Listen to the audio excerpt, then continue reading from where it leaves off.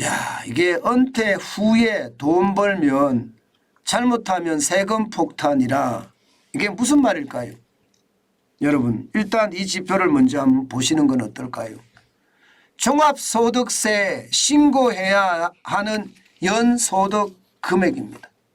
2천만 원. 2천만 원. 2천만 원을 벌면요. 종합소득세를 신고해야 됩니다. 만약에 신고 안 하잖아요. 그러면 신고 불성실 가산세가 부과가 되고요. 심지어 세금을 환급하는 기회도 빼앗기 때문에 반드시 신고해야 합니다. 신고하지 않으면 세금 폭탄을 맞을 수도 있다는 뜻입니다. 구체적으로 볼까요?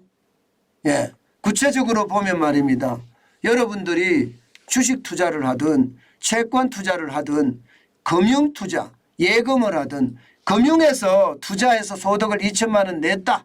이러면 종합소득세 신고를 해야 한다는 뜻입니다. 이게 신고를 해야 됩니다. 내가 신고를 안 하면요. 언젠가 이게 추적이 들어와서 더 많은 세금을 낼 수도 있기 때문에 2천만 원이 넘는다. 이러면 반드시 신고를 해야 되고요. 임대소득도 마찬가지입니다. 주택임대소득도 2천만 원이 넘으면요. 반드시 신고를 해야 합니다. 예, 신고를 하지 않으면요. 이게 큰 코 다칠 수 있거든요. 다시 말해서 말입니다. 한 달에 말입니다. 예, 금융소득으로 뭐 주식 투자를 해서든 금융소득으로 167만 원 이상 벌으면 임대소득으로 167만 원 이상을 벌으면 반드시 종합소득세 신고를 해야 한다는 뜻입니다. 아마 제가 있는 이 사무실도 저희가 한 달에 308만 원의 임대료를 내거든요. 308만 원 부가세 합쳐서 말입니다. 그러면 이 주인도 종합소득세 반드시 신고할 겁니다. 신고를 하지 않으면 불성실 신고해서 말입니다. 가산세가 굉장히 크게 부과가 되기 때문에 그것은 세금 폭탄이라고 해도 과언이 아니거든요. 게다가 말입니다. 은퇴를 안 했다고 하더라도 직장을 다닌다고 하더라도 기타 소득이 기타 소득 월급 외 소득이죠. 월급 외 소득이 연 300만 원이 되면 또 종합소득세 신고해야 합니다. 예를 들어서 직장에 다니면서 블로그를 한다든가 유튜브를 한다든가 아니면 전자책을 출판해서 인쇄를 받는다든가 아니면 캐릭터를 만들어서 캐릭터의 어떤 이익을 받는다든가 그러면 반드시 말입니다. 종합소득세 신고해야 합니다. 이거 신고 안 하다가는요. 아주 큰 코 다칩니다. 자칫 잘못하면요. 큰 충격의 어떤 상황이 닥칠 수도 있습니다. 이게 세금이라는 게 이게 신고 불성실 이렇게 해서 가산세가 붙으면 그 가산세 만만치 않거든요. 그렇기 때문에 진짜 조심하셔야 되는 거 분명합니다.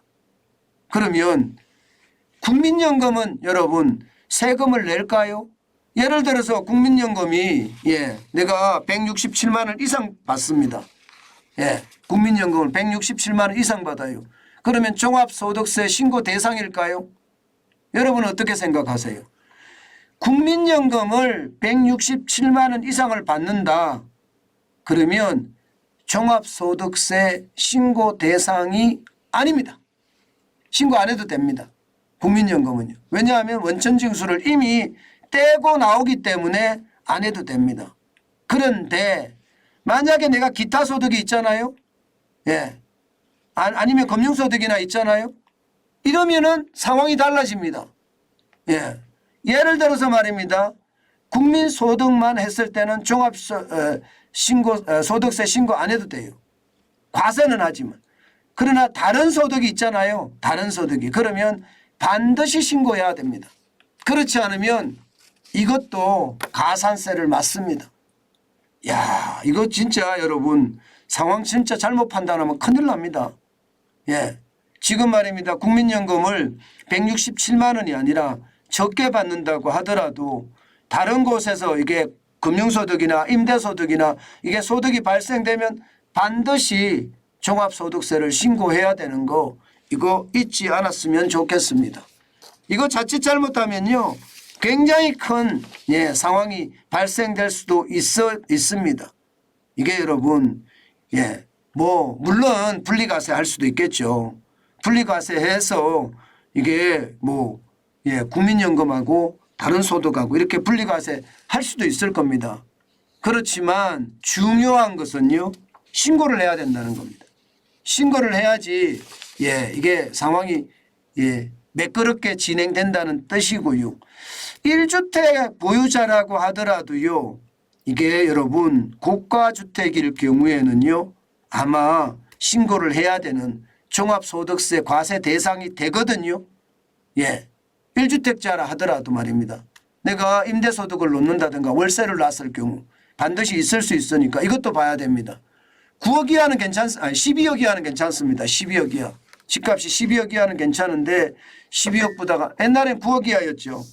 여기서 12억 이하로 좀 상향 조정은 됐습니다만은 마찬가지로 이것도 종합 소득세 과세 대상이니까 신고해야 합니다. 1주택자라고 하더라도요. 그러니까 은퇴 후에 돈 벌면요. 뭐 누가 떼주는 사람이 없잖아. 일반적으로는 회사에 다닐 때는 회사가 알아서 다 뗍니다. 근데 은퇴 후에는 이게 누가 관리해 준 사람들이 없으니까 내가 스스로 나를 관리해야 되거든요. 그렇기 때문에 이거 놓치지 마시고 아주 지독하게 쳐다봐야 되는 것 반드시 알아야 됩니다. 그렇지 않으면 세금 폭탄에다가 가산세까지 맞는다는 것 알고 계셔야 되겠습니다.